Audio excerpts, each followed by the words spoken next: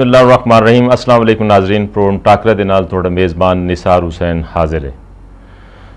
सूबा सरहद दे वज़ीर इत्तलात मियाँ इफ्तिखार दे बेटे नूं दहशतगर्दां ने फायरिंग करके हलाक कर दिता और अज सिर्फ 2 दिन बाद लोग उन्हां दे घर तज़ीयत वास्ते आए हुए सन कि उन्हां दी गली दे विच खुदकश हमलावर जिहड़ा उन्हें अपने आप नूं वो फट गया, जिहदे च 8 अफराद जिहड़े ने वो अपनी जान तो हाथ धो बैठे। अगर दूजे पासे देखिए तो इसे दौरान कराची दे विच टारगेट किलिंग दे मुसलसल वाक़यात हो रहे हैं।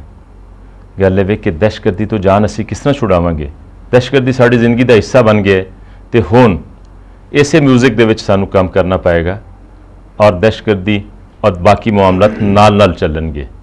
की वजह है? क्या सिक्योरिटी अदारे, एजेंसियां, आवाम सारे नाकाम ने? किस तरह करेंगे? क्या सिर्फ एक दूसरे ते इल्ज़ामात दी बारिश करके एक दूसरे ते इल्ज़ामात ला के असी की पैगाम देना चाहते हैं कि असी कौम नहीं हजूम हाँ और अपने मसले हल नहीं कर सकते?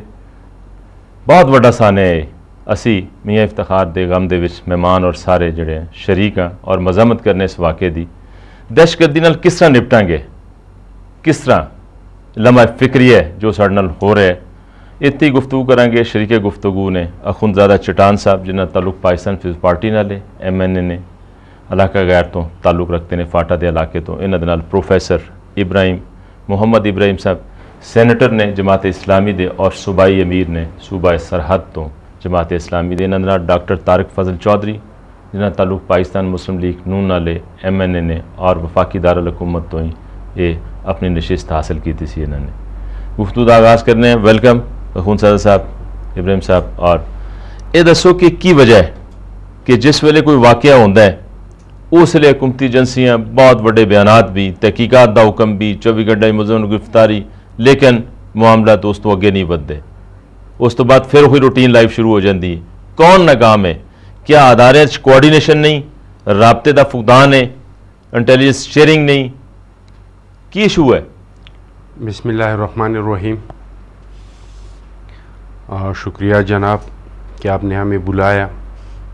असल में जो ये दहशतगर्दी का जो जंग है और इस मुल्क में जो हालात है, इसकी वजह से ये कुछ एडवेंचर के शौकीन जर्नेलों के इक़्तिदार की वजह से और उन्होंने अपनी हुकूमत बचाने के लिए इस कौम पे जंग मुसल्लत किया है जो अब हमारा जंग बन गया है।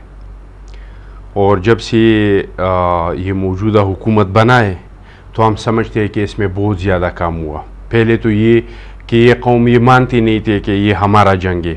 वो लोग कह रहे थे कि हम दूसरों के लिए जंग लड़ रहे हैं, हालांकि आज भी कुछ लोग कह रहे हैं कि ये हम अमेरिका की जंग लड़ रहे हैं, हालांकि हकीकत ये नहीं है। इसमें कौम और फौज एक नहीं था। पहला काम तो ये हुआ कि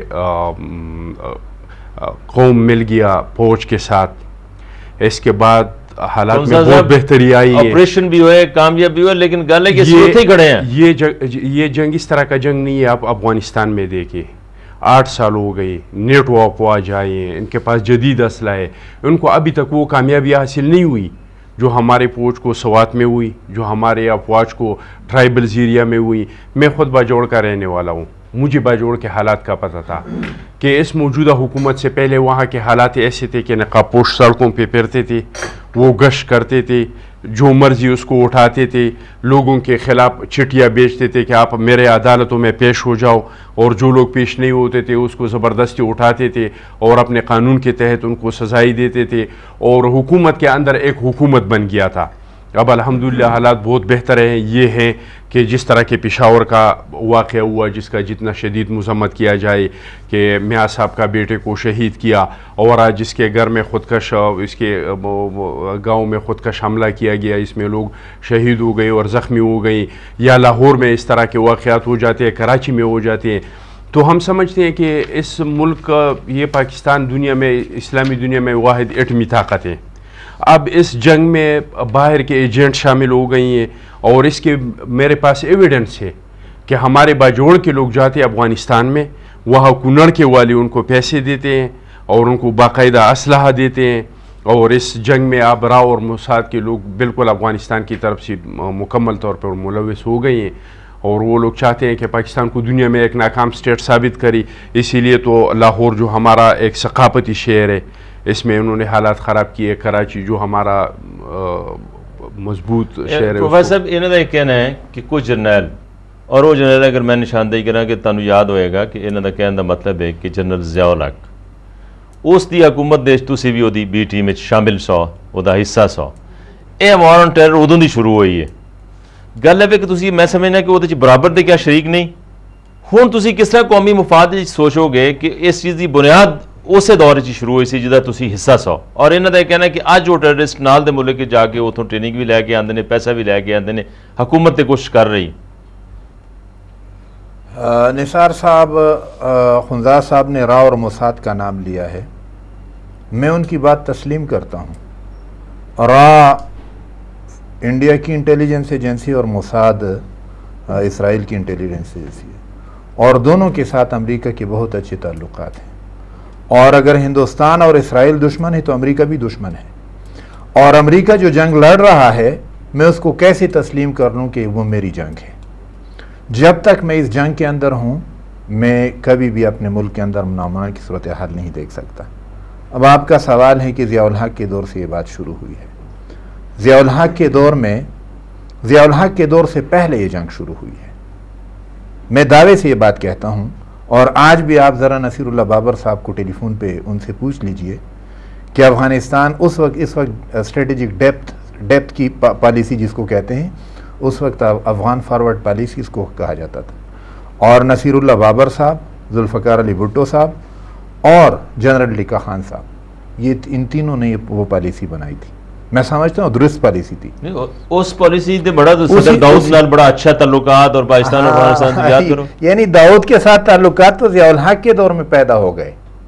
بھٹو صاحب کے دور میں داؤد کے ساتھ کبھی بھی اچھے تعلقات نہیں رہے.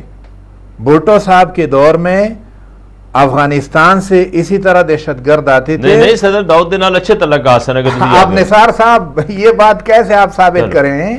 میں یہ دعوے سے کہتا ہوں کہ بھٹو صاحب کے دور میں داؤد کے ساتھ کبھی بھی اچھے تعلقات نہیں رہے.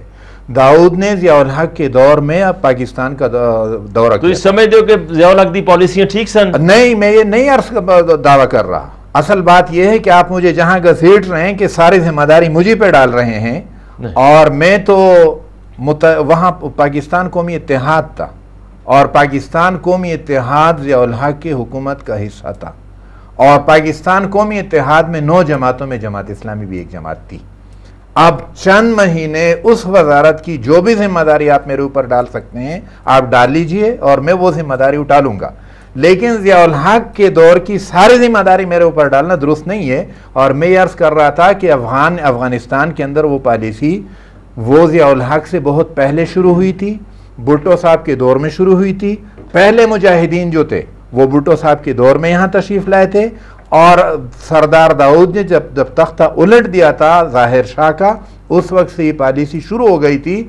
ضیاء الحق کے دور میں جب سردار داؤد کا تختہ الٹ گیا, حمایت اور رشین جڑی ایک لڑائی سی اور تھوڑی ادارے نے وہ حصہ, اور تسی یہ کدوں ہے؟ یہی عرض کر رہا ہوں نثار صاحب, جب 90,000 روسی فوجی افغانستان پہنچ گئے اور افغان مہاجرین نے پاکستان کا رخ کر لیا, اس کے بعد اس کے سوا اور کوئی راستہ نہیں تھا کہ ہم ان کی پشتیبانی کریں.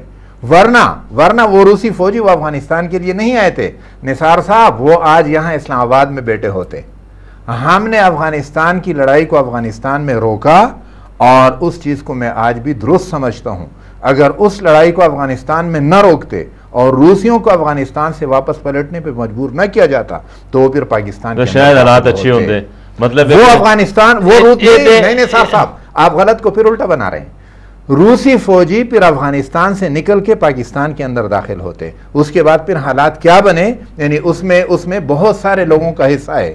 ہماری حکومتیں اگر